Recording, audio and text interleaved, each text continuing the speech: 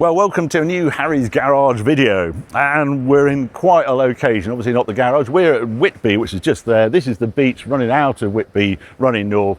Look at the waves crashing in, beautiful day in September. We've decided to come out here at short notice because the weather was going to be really good, even for September. And we are in the Espada, which hasn't been on the channel for quite a while now, because there was a few issues post-rebuild, which I'm very pleased to say are all sorted now. Yeah, it's been just annoying that we did that fantastic engine rebuild and then there were just issues with parts that had been used and supplied mainly from Polo Historico, and that was a distributor and thing. So went back to Ian Tyrrell's, he put it back to standard distributive, new old stock, and put luminous ignition on it, and everything was good. Until you really tried to use the performance potential in this car. And then it was like it was running out of petrol, and you could tick around normally, but as soon as you went, 75 on a motorway or something, it was just coughing. So it went back again. And it was very interesting to see what the issue was. And that turned out to be fuel supply, because the fuel pump was only getting 9 volts and wasn't quite able to pump enough petrol to what the engine was demanding.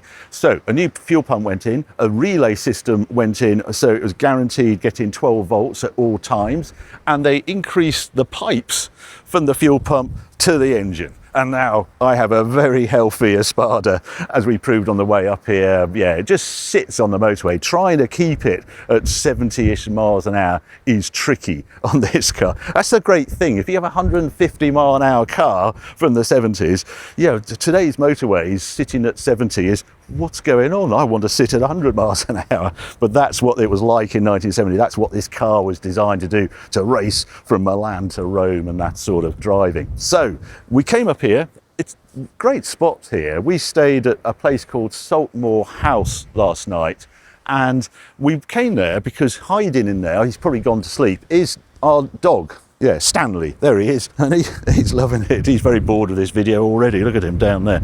But as good as gold. But Saltmore House, very nice place to stay. They've got dog-friendly rooms, and they have walks and things in the grounds. And it's only a short walk to this beach as well. So we were on here last night, and yeah, it's a nice place to stay. But the plan today is to go up onto the N.York Moors. It's an area I know quite well because this is actually the first piece I did for Performance Car was up here. We did a Car of the Year up here. And then we were recently with Evo magazine, we were doing that wonderful test on Blakeley Ridge. I brought the Testarossa up here, and that was fantastic. But what a spot. Actually, I might just show you the engine, because the engine is spectacular on this car. Lift this great thing up. I don't want to let go of it because of the wind here. But there you are. There is the Lamborghini V12, all its glory, drinking through these Webers. I can't remember. Weber 40s on this car. And the Miura has exactly the same engine. They have upright carburetors on it. And basically, we blueprinted this engine and made it as good as we could get it. Teflon coated Carrillo pistons in it. Stronger valve springs, so we didn't get valve bounce. You can see the luminous ignition there, and it's a real surprise, this engine, because God, it's got some mid-range grunt, and it'll rev out to 7,500 RPM. But every time I lift this bonnet, I just look at that and just go, wow, what an engine that is. Anyway, let's head out up to the moors and onto some favourite roads up here.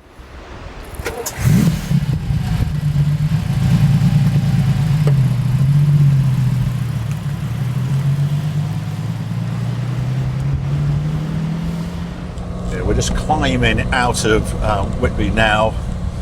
Crazy town, sort of goth town, this Gothic architecture when you drive around it. And we're now on the road to Pickering that has some really steep bits on it up here. And this is a road that we used a lot on Performance Car. It takes you down into Pickering. And I think I first used it like 93, something like that.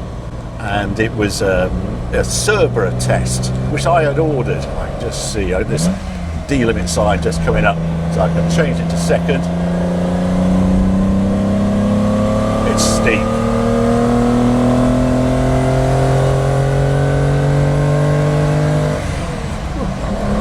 It's a good sound. very healthy sound, not your normal four-seater 1970 saloon sort of sound, but must have been very special in 1970. Windy up here as well.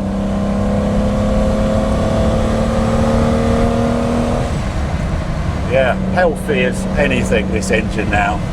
So I have to struggle to keep the speeds down. It's very happy sitting at 70-80 miles an hour, which is a bit naughty. So I was doing this test with John Barker. He'd invited me up. He had a TVR Cerbera, the very first press car, and he gave me a chance to drive it. And it was my first bit of writing. Was it the car I was expecting? And it got published in Performance Car magazine, and that's sort of the start of the relationship. And it was along this road, and my goodness, the Cerbera is very special down here.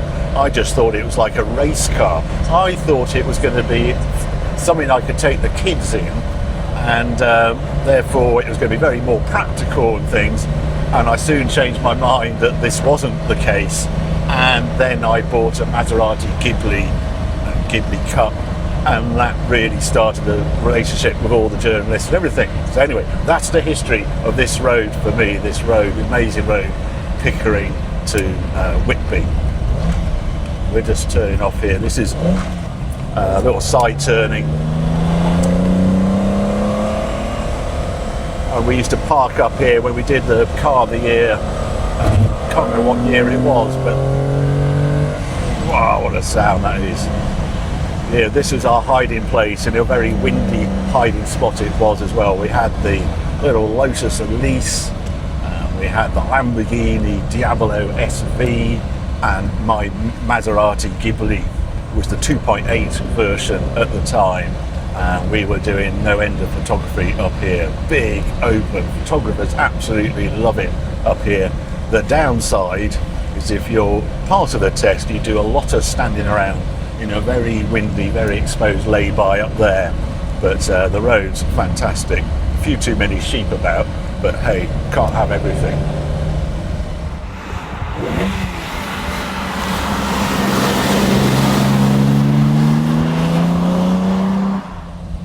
As you can see here, 25% this steep, so 1 in 4 this hill here.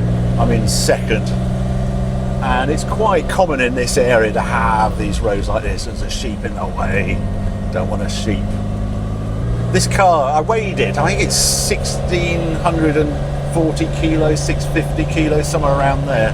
So there's a fair bit of weight for this engine to lug around. 4 litre quad cam, revs to 7.5, 8,000 RPM. And sounds very good as well. 4,000, 5,000, 6,000. I use about 6.5. It's one of those engines that actually produces its best work lower down the rev range. There's no need to rev it out. The Miura produces its power higher up, but with this, with the greater weight, you want the torque, and I most certainly got that with this engine. Oh, and the sound.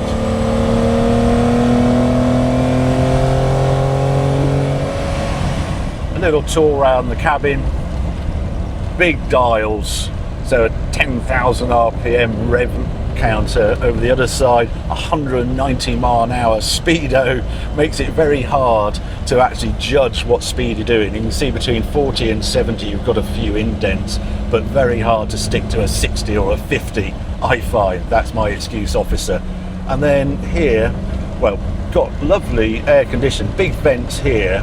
That puts the fan on. This side's the air conditioning, and with Ferruccio Lamborghini having air-conditioned companies that produce air conditioning units, as you'd imagine, it's very good. This particular car has an 80s stereo and graphic equalizer here, which no self-respecting 80s car would be without, and then a 5-speed gearbox, which is a sort of long change, nice change, and a really nice handle, just grips it very nicely there. And very easy car to heel and tow in as well. So yeah, let's just head out this way. There's only cars up here. Gosh, I can't get over how busy this road is these days. Much busier than in my day.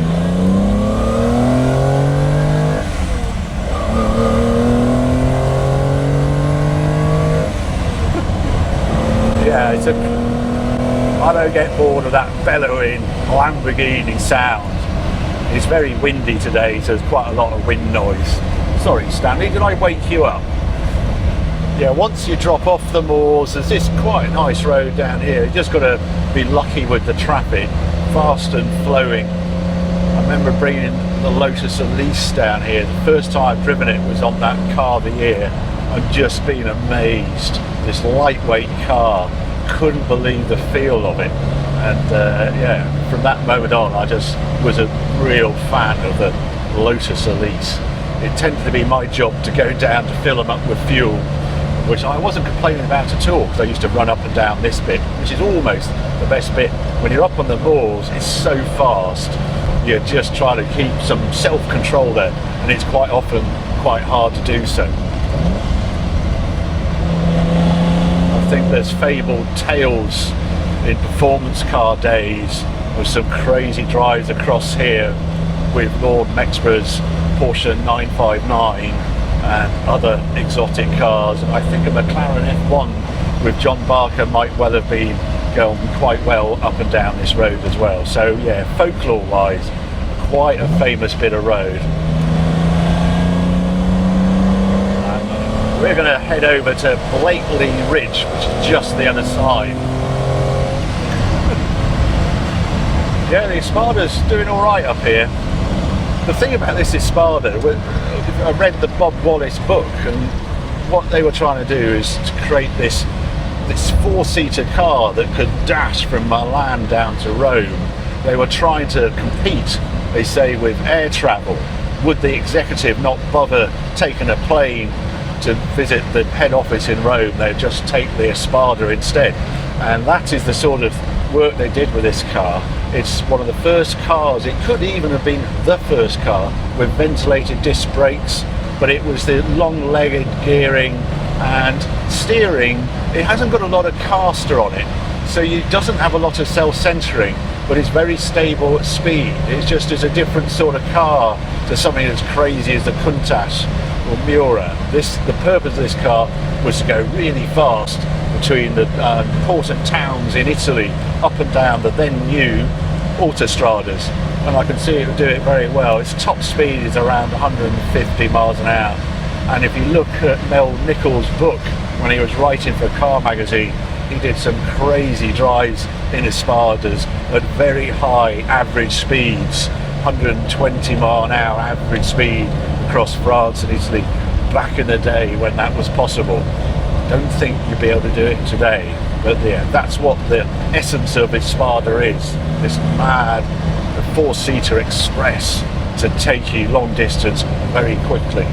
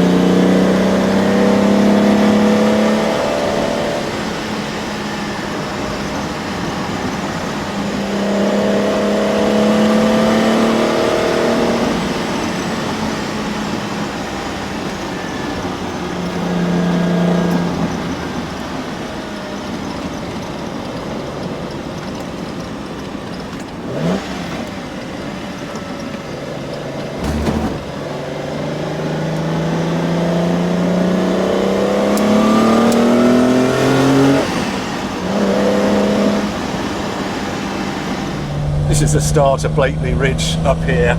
It's quite fun at the beginning because it's low and it's amongst the trees, twists and turns, and again it opens up onto the true moorland we're on now. Big and open, much quieter than the Pickering Road, and yeah, great fun up here. Fantastic vistas, more sheep, you have to look out for the sheep, but it's all part of the landscape. It just draws you in. It's just a glorious part of England. And up here, the Espada's in its element. It just sort of flows. I mean, obviously sits low, the Espada, but it's compliant, and it doesn't roll much for this age of car. It feels very natural through the corners and things. You don't notice the roll at all. But then again, you just look how low it is, and it just laps up this sort of road.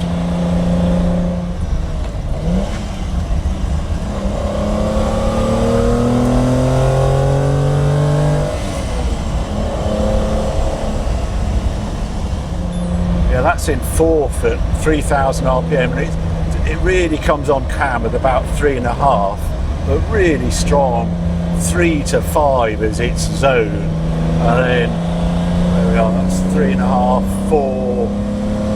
Now it's really starting to sing.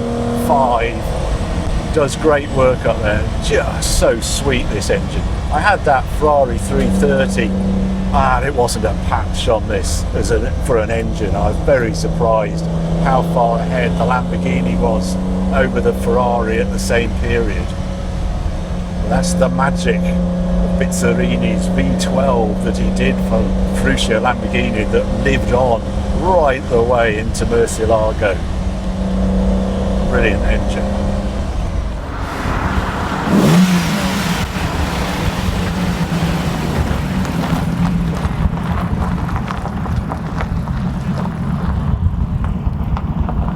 We had a great run along the Blakeley Ridge, and then we stopped off at the Lion Inn, had lunch, and we've just come further up to Castleton, which is just sitting in the valley down there. This is another favourite spot here, I suppose. Big open space. Last time I was here, it was with the Testarossa. We were doing that 80s group test, and they were burning some of the heather up there, and it was just wonderful, the sunset going down. But yeah, it's a lovely bit of England, just as you see the moors come down, and then the areas of grass grazing, the farms just here as well. But yeah, special area up here. We're just seeing there's a grouse shoot happening up the hill. If you come in, yeah, one of the things you've got to watch with the Espada, I always think you've got to pack very carefully, because whatever you put in the boot, in effect, is on show. It's on show through that window, and it's on show through that one. And so I picked my bags carefully. I'm very pleased. I've got the Espada 50th anniversary bag and the 050. So that was, Lamborghini gave us that if you entered the tour when we went round Italy, and this engine cooked its head gasket, I think was what happened on that tour. And that was the sort of the trigger for doing this big engine rebuild. But I have a map. I feel I ought to show you where we are and this area we've been exploring. Basically, the N.York Moors and the Pickering and Kirby Moor side. They're just sort of the bottom rows, and that gives you entry in this amazing area. This lovely driving area around here. Whitby is where we stayed. Beautiful beaches. Beautiful beaches all the way along here. It's a terrific area. But the N.York Moors do offer some great driving roads. They go Blakeley Ridge. Let's just have a look. Kirby Law side. When you turn up it, you think that can't be right, and it's Hutton the Hole. You sort of aim up. There you are. You go up here, and it's terrific. But well worth exploring. There's more roads to explore further north you go. But it's a bit of a favourite area, bring cars, and this long-legged Espada, I think, is really suited to it as well. Been great to enjoy up on these roads. 2 days with dog. Dog's still happy. Yeah, dog's having a bit of a doze, just waiting for the next thing when we go for another walk with him. There he is, sitting in the back. Loads of room. So yeah, it's been terrific to get the Espada out again and enjoy it on some of these roads. I hope you've enjoyed our little trip up here and gives you some reference points of how to enjoy your cars as well. I hope to be doing more with the Espada in the future. It's quite a handy thing when you've got this much space, but yeah, we've got about a 4 or 5 hour drive back home from here. But hope you enjoyed this video, and if you did, well, keep watching, keep subscribing, more videos coming along very soon.